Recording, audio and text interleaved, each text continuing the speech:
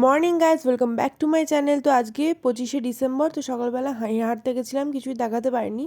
তো যাই হোক, ব্রেকফাস্টে মা একটুখানি ভাত ভাজা করে দিয়েছিলো, তো সেটাই খেয়ে নিলাম। আর একটা গ্র্যান্ড লাঞ্চের আয়োজন করেছি আমি আর মা মিলে।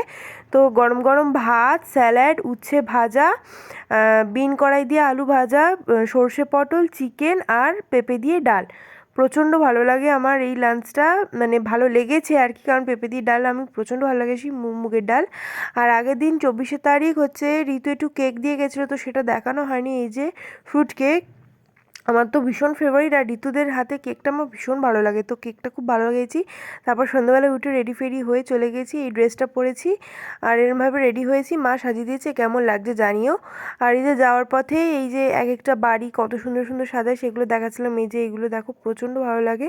যীশু খ্রিস্টের জন্মের মানে কাহিনিটা দেখাতো। তো আমাদের যেতে একটু রাত হয়ে গেছে, পুতুলের দোকানগুলো উঠে যাচ্ছিলো।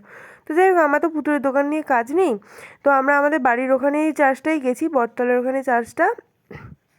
তো সেখানেই আমরা প্রতি বছর যাই, এখানেই গেছি। আরও পদ্মপুকুরে আরেকটা চার্চ আছে, সেখানে আমি যাইনি, তো ওখানে যাবো পরে। তো ওই যে যিশুকে দেখে নাও, খুব সুন্দর লাগছে ভগবানকে। তো সাজানো হয়েছে সুন্দর করে চারিদিকটা, চার্চের চারিদিকটা খুব ভালো করে সাজানো হয়েছে, তো সেটাই দেখিয়ে দিয়েছিলাম বেলুন টেলুন দিয়ে, খুব ভালো লাগছে দেখতে। তো বেরিয়ে একটু পাপড়ি চাট খেয়ে নিলাম, পাপড়ি চাটটা খুব ভালোভাবে করেছিল। তারপর আসার সময় আবার এখানে কয়েকটা ছবি তুলেছি, এখানে করেছে, এই সব থেকে ভালো সাজিয়েছে এই জায়গাটা। তো এসে তবে একটু রিল টিল বানিয়ে নিয়েছিলাম।